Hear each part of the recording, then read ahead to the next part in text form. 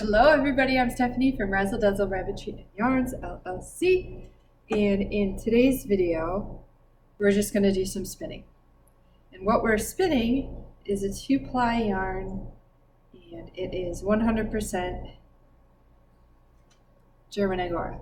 So I put hand lotion on.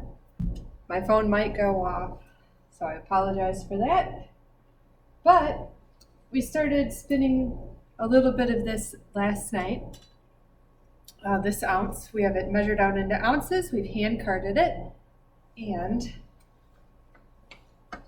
we're going to start spinning.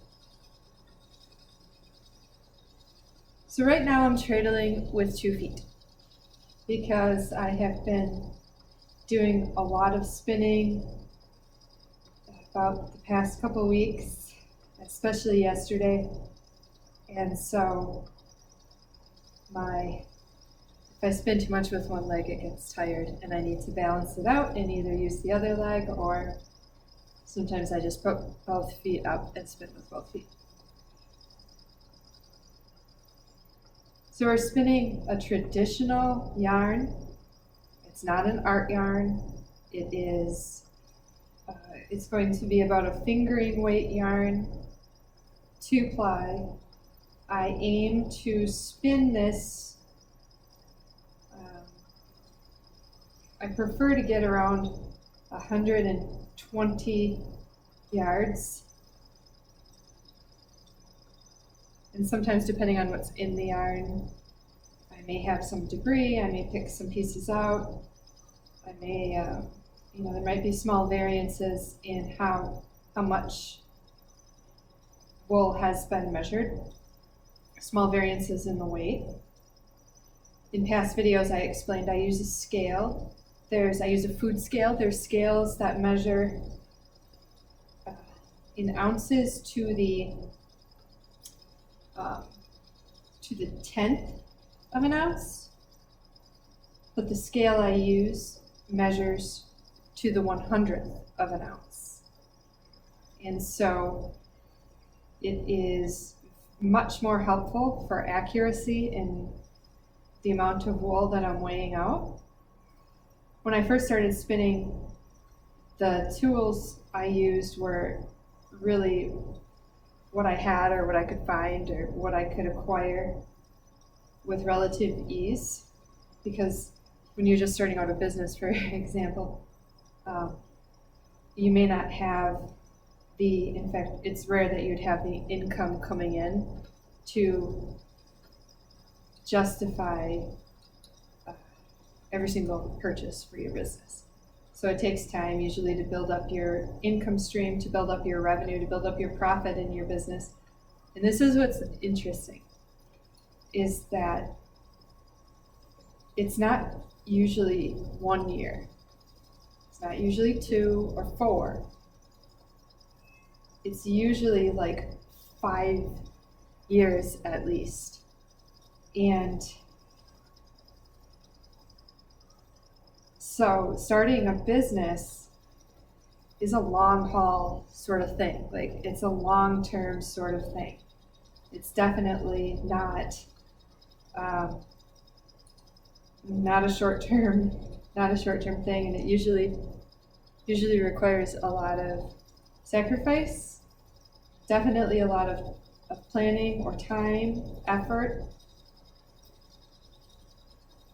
And I had done on Saturday, the end of November, one of the last Saturdays in November, I had done a live stream. And this is the first time I had done a live stream since moving to our new house, our new property. And we had the internet we have out here couldn't handle very well the video for doing the live stream. But I was briefly discussing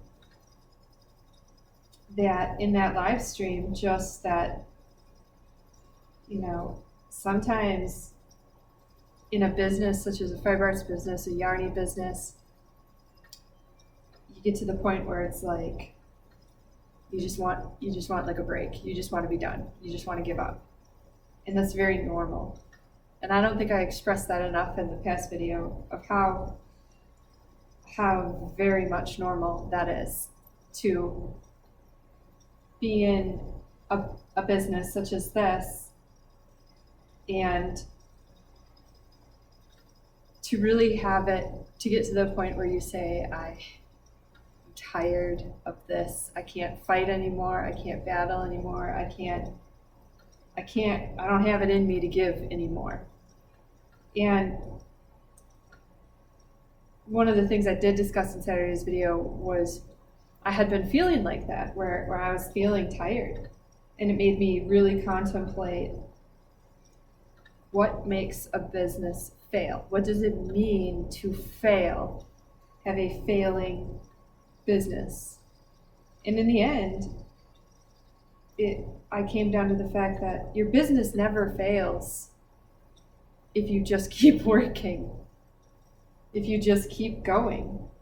Because there are going to be so many times and moments in life, they'll come and they'll go, the highs and the lows, and there will be times where you want to throw up your hands, you want to throw on the towel, you want to just say, that's it. You know, a 9-to-5 job actually looks nice compared to this. And that's when it's good to have other people there for you, or other people who maybe have went through this, or other people who you've expressed the purpose of your why. Why are you doing this business? Why are you growing this business? And then they can remind you of the bigger reason, the higher purpose, that why this crazy journey even started in the first place. Why did you start it? And the many risks of stopping.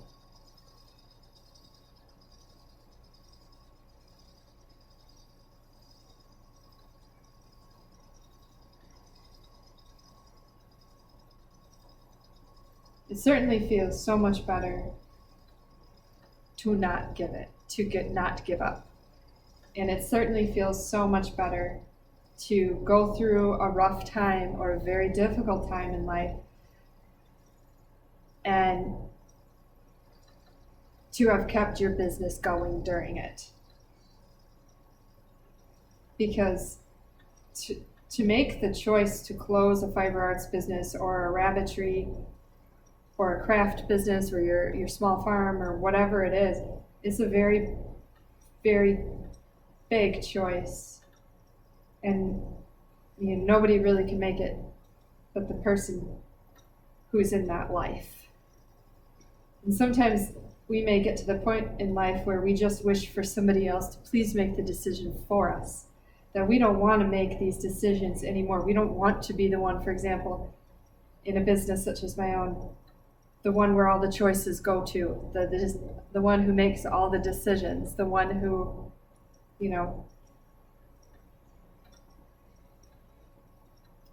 who plans it, whatever it is.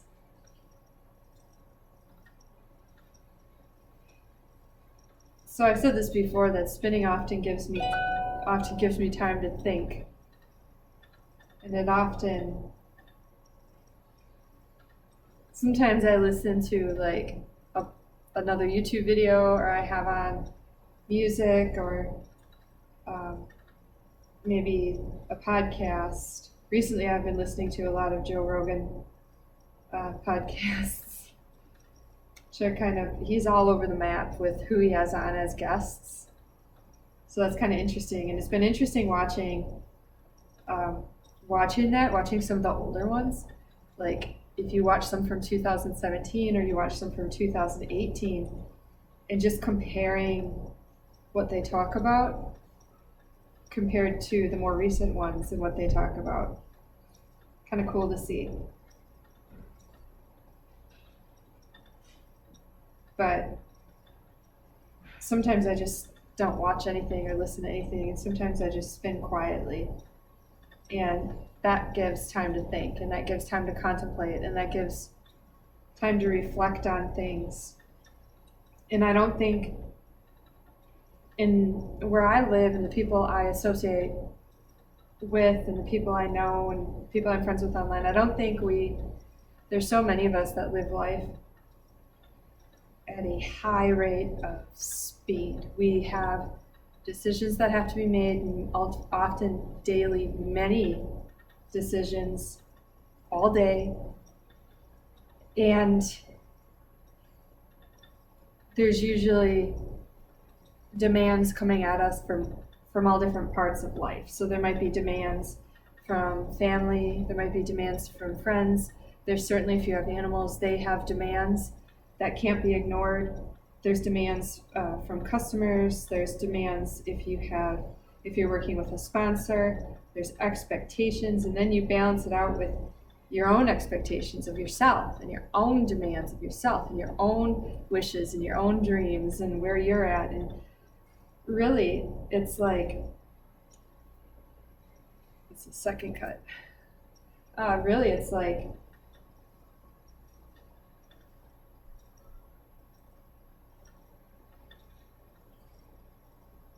often the stopping and often the silence and often just sitting at a spinning wheel or sitting with knitting needles or a crochet hook or weaving it or just quietly, often those are the rare times. And yet, even though it might be uncomfortable at first to stop after going at a breakneck pace, when you do stop and get past if it is uncomfortable, you get to the point where you can start, your mind can function slightly differently. It doesn't, sometimes I say life is so frantic, it's so chaotic. And especially, for example, this week is virtual school for two of our younger kids. It's virtual school, and that's it. It doesn't sound like too much, but one is a preschooler, one is a third grader, and so it really changes the daily schedule, and it really changes the daily expectations and daily responsibilities. And luckily they go to a local private school that is very good with everything that's been going on in life. So we're very grateful for that. Yet the franticness and the chaoticness of life, sometimes, I don't know about you, but I could definitely do without that. And in fact, if you listen to some of the podcasts, maybe from 2 summers ago, where I talk a lot, I'll mention Gary Vee. And Gary Vee is amazingly productive. He is amazingly present on social media, like all the time. And the amount he posts, or he has his employees post on his various pages and social media outlets, it's absolutely amazing. And yet, it's that balance of when you are a one-person business, balancing out, managing that, and managing the chaos that those expectations of yourself, to post so frequently on social media, all that stuff. A lot to balance out. So of course, the question is, how might it be easier to balance that? Because we know, as fiber artists and business owners and creatives, we know that we have to be present on social media. So how do we come up with the content, and how do we consistently deliver value? I have to plug my laptop in, which is what I'm recording on right now. But how do we consistently give value? How do we consistently, through our social media posts, either entertain or provide something worthwhile to the rest of the humans in our little groups and in this world. How do we do that? And one of the easiest, or one of the most helpful, easy is kind of a bad word sometimes, but one of the most helpful ways that I have been using is I set my prime social media outlet, I set it on a schedule. So my prime method of communicating with people is through YouTube videos. And so that's my number one. I have that on my schedule. I have a release schedule. So every single Saturday and every single Monday, I'm committed to releasing videos. Unless, like there was, I think maybe a week or two, we were buying the house, selling the other house, moving, and it was like, okay, something's got to give. But putting your social media, putting it on that schedule so you know, and often you can plan and you can schedule the releases, which is extremely valuable. Like on Facebook, you can schedule your posts in advance. So that means when you have time in life, you can actually make a post, or you can make a video, or whatever it is on a podcast, whatever social outlet you're on, if it's Pinterest, a pin, whatever. And you can use most of these outlets and you can pre-schedule your content. So when things are going really well for YouTube, I have a month of videos scheduled in advance. And that allows for, in chaotic times and in frantic times, that allows for the flexibility of having a week, having 2 weeks, when maybe something happens that's not planned for. Maybe, whatever it is in life, if things just don't go, if they just don't go smoothly, that ability to have your social media posts on a schedule and to schedule them, have them scheduled in advance, allows you to use the time that you do have to control and keep consistent posts. So that's one of the things, the schedule, and then scheduling in advance on your, I just picked one. That's another piece of this is, so you have schedule your posts, and putting your content out in advance, like creating that schedule and then scheduling it in advance. So your scheduling is huge. But then the next piece is know it, you have to do the research, you have to look at the numbers in your business, and you have to know which social media platform is the best for you, the best for your business. You have to sit down and you have to look at that. And on Saturday, I was explaining that, okay, the first book I wrote was The Business of Bunnies, How to Start Your Fiber Arts Business, fiber arts and yarny business, right? Your Angora Rabbit business, whatever it was, but how to actually just get this thing started, what to do so that you're actually starting to see money come in.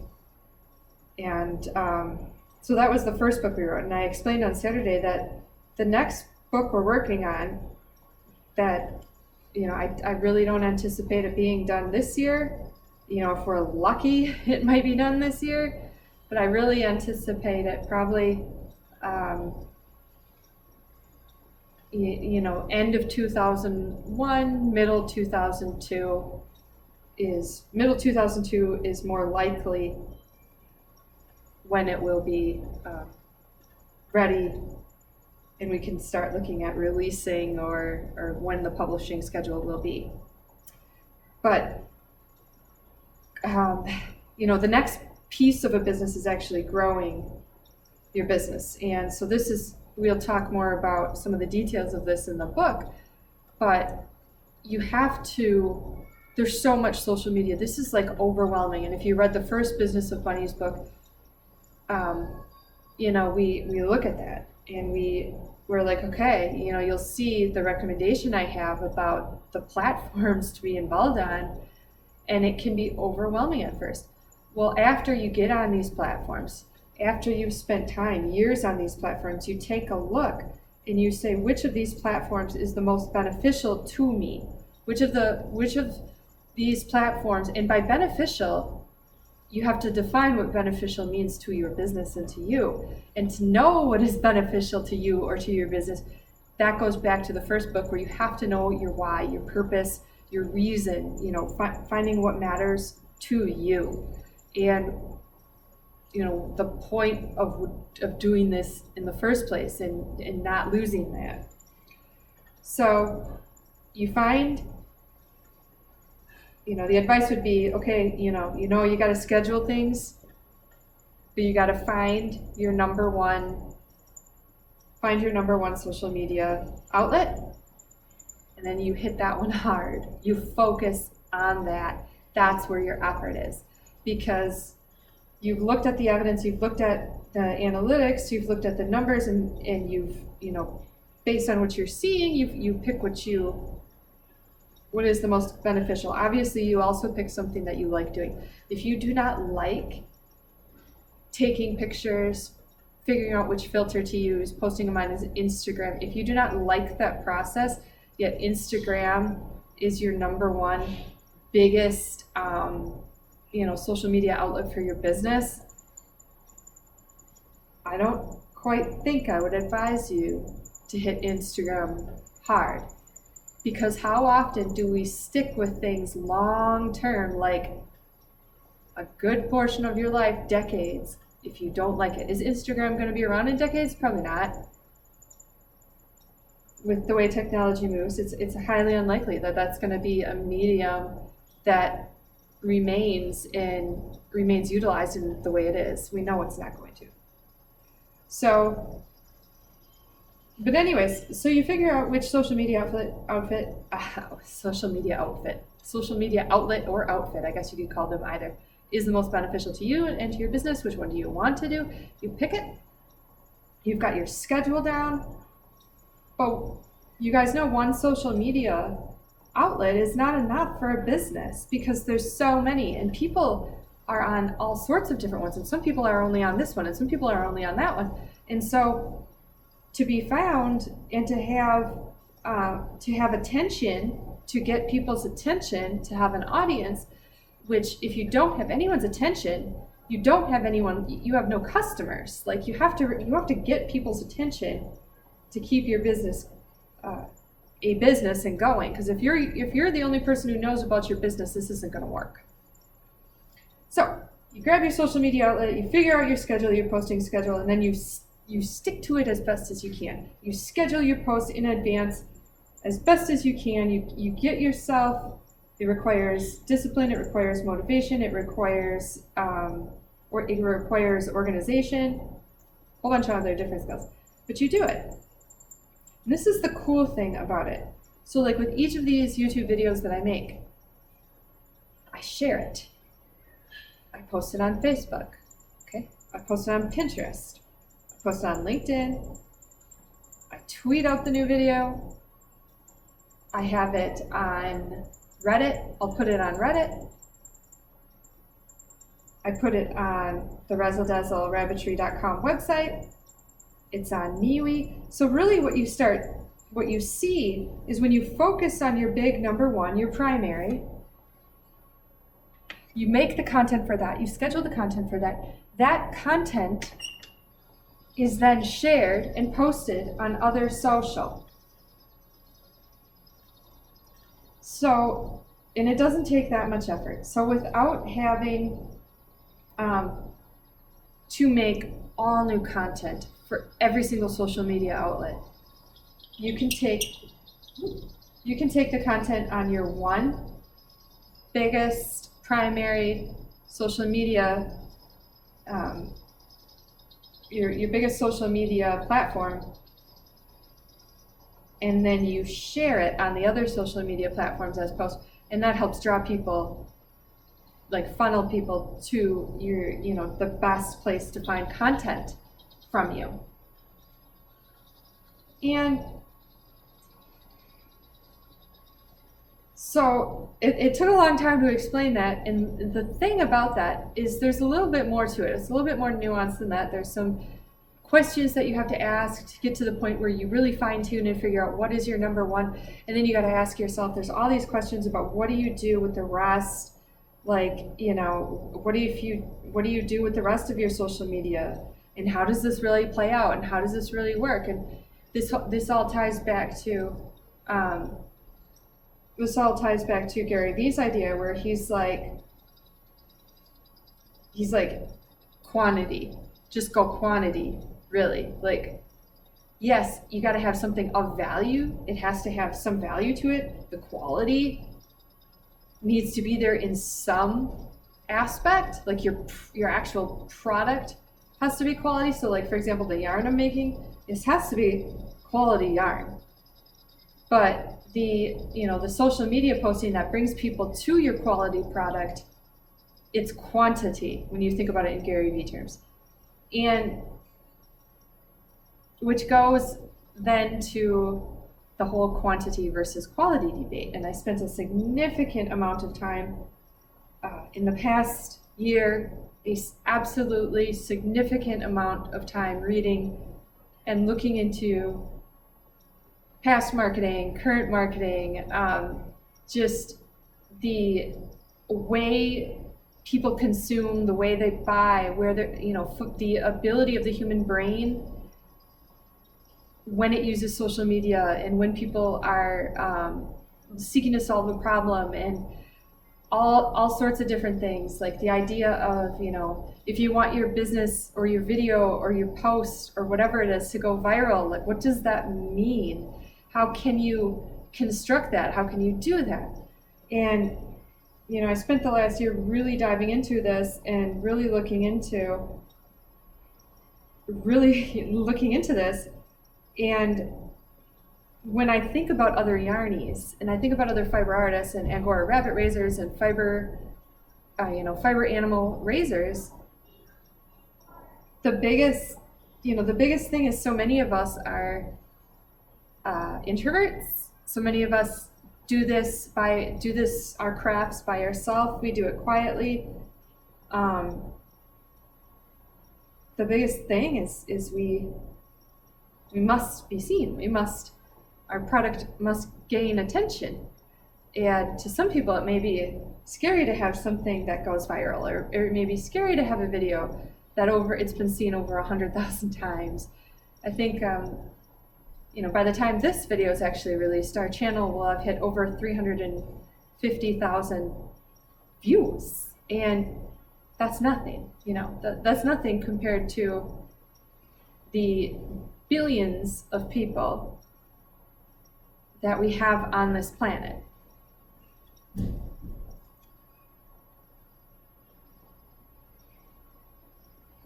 Anyways, so I spin my yarn and I think about things and I listen to things, and it's a constant process. It's very much a living process to do something like spin yarn and have a hand spun yarn business, or a hand knit, or hand crocheted, or an Angora rabbit, or an alpaca, or a sheep, whatever, a dyeing business, any of these things. It's a living process because,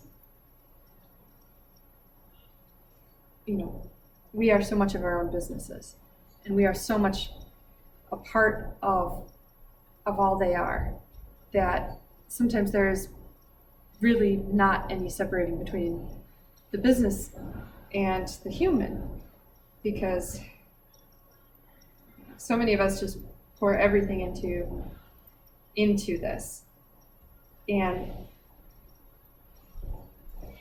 there's hard times, which goes back to what we talked about before, but there's also the need to persist and the need to continue on. And I'm not keeping up the pace that I kept up in the beginning. I'm definitely not doing 12, 14, 16-hour days, day after day after day. I'm not doing that. And there's still a time and a place where that's, there's moments when there's things that need to happen and things that need to get done, and so I have to do that. But, they become less because, if we're just doing 12-hour days, we're doing it 6 days a week, year after year after year after year, that's a tough life. Even when you're doing stuff you enjoy doing during those 12 hours. And the goal is to set your business up so that that's not a requirement, that it becomes optional, that it becomes a choice for you. Like if you want to wake up one morning at 5:30 and spend all day, 5:30 until 5:30 a.m. until 5:30 p.m. If you want to spend all day working, just really doing everything you need to do for your business, we want it to become a choice, not a chaotic, frantic, absolute must do this or this business will die sort of thing. Which is why I wrote the first book, which is why we're writing the second book, which is actually, okay, fine, what's next? Growing your business. You've started it, you've got the infrastructure in place. What happens next? Because I said this on Saturday, there's so many books that just say like generic how to start a business. Well, that's one of the things when I wrote The Business of Bunnies, I didn't want a generic. I wanted actual things and actual steps that someone can pick up that book and they can look at it and they can go chapter by chapter and they can complete things in the first chapter. Great. Next, completed it, they can take it and read it cover to cover. Do everything chapter by chapter, and you have a chronological blueprint for how to start this and what to do with it. And how to have a business that's bringing in money for you, even if it's small amounts of money at first, it's still, you're setting something up that is bringing in income and that it has the potential to bring in more income. So, the thing is, okay, the what next is extremely important because,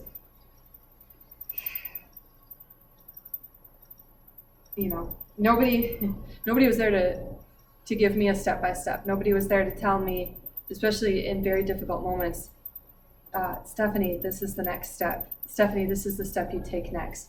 Okay, Stephanie, this is where you're working on. Keep working on that stuff.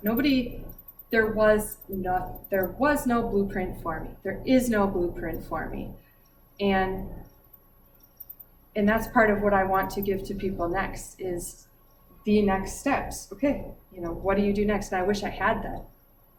But instead, I'm just going to figure it out. And I am figuring it out. And then I just get to write it down and share it with you.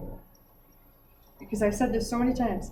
I cannot make enough yarn. I cannot knit, crochet, weave. I cannot raise enough rabbits to satisfy the demand that is out there.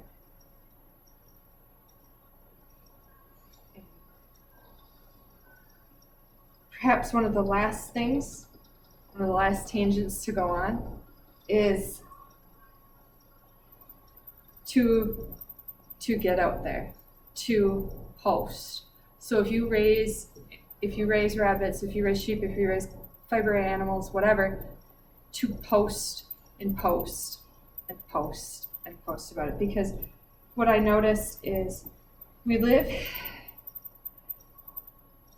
in a culture in the United States where so many are isolated from the reality of how things are made. Or some people are even isolated just from animals, especially during this past spring, this past summer, just the isolation that people have had to endure. It's substantial. And so many people, they want purpose and they want meaning in life. They don't want to just go and sit in a cubicle and then, go home and sit and trade their time for a cause they don't believe in. People want a cause they believe in. And I encourage anyone who raises rabbits to post about it. I post pictures of your rabbits, like Angora Rabbits, post what you're doing, post stories about your rabbits, post, share knowledge with people, because we live in a time, literally, people don't know how to wear a wool sweater anymore. Literally, like it's so chaotic and it's so ridiculous that I'm going to make a video in the future about how to wear a wool sweater, because there is a correct way on how to wear a wool sweater, which is another tangent. But it's like, so many people are like, oh my gosh, I'm sorry, I'm allergic to Angora, or I'm sorry, I'm allergic to wool. And then you start questioning them, and you realize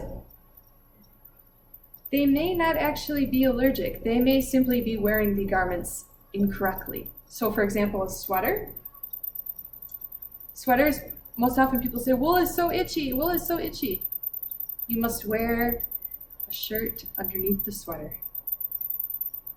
So you must wear, for example, like a undershirt. If you're a man, you can wear just like a white tee underneath. If you're a lady, you can wear, just a small shirt underneath, a little small t-shirt or a long sleeve shirt. But there is literally a correct way to wear wool and Angora sweaters. Like, you wear an undergarment, because part of it is the care of the garments. These garments do not need to be washed after each use, because the human wearing it should be wearing a shirt underneath it. The knowledge is no longer there. The knowledge of how to actually wear a true wool sweater isn't there anymore. We live in a culture where people need to be educated. People need to be taught. People need to be shown. People want to know. We're especially in a time where so many people don't want acrylic. They don't want plastic. They see what's happening. Perhaps they have well water themselves, and they realize the chemicals and the things that are getting into the well water. But people, people want genuine, people want real, people want authentic, people want to matter, and they want the things they do in life to matter. And as fiber artists and fiber animal raisers, we hold so much potential to help, and we hold so much potential to give people options and to show them potentially different ways, or a path that maybe they're seeking in the first place but they don't know even exists. Maybe it's what their heart wants and they don't even know it's what their heart wants. And so my whole point is, this industry is absolutely big enough for all of us. This industry requires an amazing amount of effort at first and continuously. It requires intelligence of your craft, whatever it is, whether it's spinning, knitting, crocheting. It does require that, but it requires all of us to become more vocal, and it requires all of us to share what we know with others. If you're a knitter, share with others that you knit. Bring your knitting with you. Show people what we do. Because when all of us start talking about this more, when we start posting more pictures about our knitting, about our animals, about our yarns, what we make, when all of us start reminding people, there's people out there who their soul wants that and their soul needs that. And we certainly live in a world that could benefit from more people finding value in what they do. We certainly live in a world where more people could benefit from feeling like they matter and feeling like what they do is worthwhile. So in the end, this video is just spinning and chatting and encouraging those who are spinners, who are knitters and crocheters, who have animals, to share with others what you do, and to become more vocal about what we do. So thanks for watching. Hit the subscribe, press the bell, and we will see you in our next video.